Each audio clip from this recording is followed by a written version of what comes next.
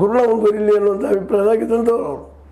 ಒಟ್ಟಾರೆಯಾಗಿ ಸಿದ್ದರಾಮಯ್ಯನವರು ತಮಗೆ ಹೆಂಗೆ ಬೇಕು ಹಂಗೆ ರಾಜ್ಯ ಕಾಂಗ್ರೆಸ್ಸನ್ನು ಆಡಿಸ್ಕೊಳ್ತು ನಡೆದಿದ್ದಾರೆ, ಆಟ ಆಡಿಸ್ಕೊಳ್ತು ನಡೆದಿದ್ದಾರೆ. ಮತ್ತು ಇದಕ್ಕೆ ಕಾರಣ ಏನಪ್ಪ ಅಂದ್ರೆ ಸೆಂಟ್ರದಲ್ಲೇ ಸ್ಟ್ರಾಂಗ್ ಇಂದಿರಾ ಗಾಂಧಿ ಅಂತ ನಾಯಕಿ ಇಲ್ಲದಿರೋದು. ಸಪೋಸ್ ಏನಾದರೂ ಇಂದಿರಾ ಗಾಂಧಿ ಅವ್ರ ನಾಯಕಿ ಇದ್ದಿದ್ರೆ ಇಲ್ಲೇ ಸಿದ್ದರಾಮಯ್ಯ ಅಂತ ಒಂದು ಬೆಲೆ ಕೊಡ್ತಿರಲ್ಲ ಅನ್ನೋದು ಅಷ್ಟೇ ಮುಖ್ಯ ಉತ್ತರ ಅಲ್ಲ. ಒಟ್ಟಾರೆಯಾಗಿ ಈ ಎಲ್ಲ ಡೆವಲಪ್ಮೆಂಟ್ ನೋಡಿದಾಗ ಮತ್ತು ಸಿದ್ದರಾಮಯ್ಯನವರ ಮುಂದಿನ ಪೀರಿಯಡ್ಗೂ ಮುಖ್ಯಮಂತ್ರಿ ಅನ್ನೋದ ಖಚಿತ ಆದಂಗೆ ಅನ್ನಿಸ್ತಾ ಇದೆ. ಅದೇನೋ ಆಗಲಿ ಈ ಎಲ್ಲ ಡೆವಲಪ್ಮೆಂಟ್ಗಳು ಕಾಂಗ್ರೆಸ್ಸಿಗೆ ಒಳ್ಳೆಯದ ಅಂತೇಳಿ. ಯಾಕಂದರೆ ಇನ್ನೊಬ್ಬ ನಾಯಕನ ಬೆಳೆಸ್ಬೇಕಾಗಿದೆ ಕರ್ನಾಟಕದಲ್ಲಿ ಅಂತ ಹೇಳ್ಕೊಳ್ಳೋದು ನಾಯಕರಿಲ್ಲ.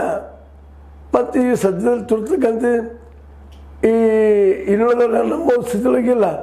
ಈ ಎಲ್ಲ ನೆಲೆಯಲ್ಲೇ ಇವತ್ತು ಕರ್ನಾಟಕದ ಕಾಂಗ್ರೆಸ್ ಒಂದು ರೀತಿ ಅನಾಥ ಪ್ರಜ್ಞೆಯಿಂದ ನರಳಿಕತ್ತದ ಅಂತ ಹೇಳ್ಬೇಕಾಗಿದೆ. ತನ್ನ ಏನಪ್ಪ ಅಂದ್ರೆ ಹೊಸ ನಾಯಕನ ಹುಡುಕೋ ಸ್ಥಿತಿಯಲ್ಲಿ ಇವತ್ತು ಕರ್ನಾಟಕದ ಕಾಂಗ್ರೆಸ್ನಲ್ಲೇ ಯಾವುದೇ ಒಂದು ಪ್ರಯತ್ನ ಇಲ್ಲ ಅಂತೂ ಸಹ ಹೇಳಬೇಕಾಗಿದೆ. ಡಿ ಕೆ ಶಿವಕುಮಾರ್ ಅವ್ರಿಗೇನೋ ಅವಕಾಶ ಇತ್ತು, ಆ ಅವಕಾಶ ಮುರಿಸಲುವಾಗಿ ಹಿಂಗೆ ಮಾಡಿದರು, ಅಥವಾ ತನ್ನ ಹಿಂಬಾಲಕರಿಗೆ ಇನ್ನಷ್ಟು ಅನುಕೂಲ ಮಾಡಿಕೊಳ್ಳುವ ಹೀಗೆ ಮಾಡಿದರು. ಒಟ್ಟಾರೆಯಾಗಿ 2028ರಲ್ಲೇ ತುರ್ತು ಸಿದ್ದರಾಮಯ್ಯರ ಮುಖ್ಯಮಂತ್ರಿ ಮುಂದುವರಿತಾರ ಅಂತ ಅಭಿಪ್ರಾಯ ನೋಡ್ರಿ ಎಲ್ಲಿ ಮನಸ್ಸಂತದ.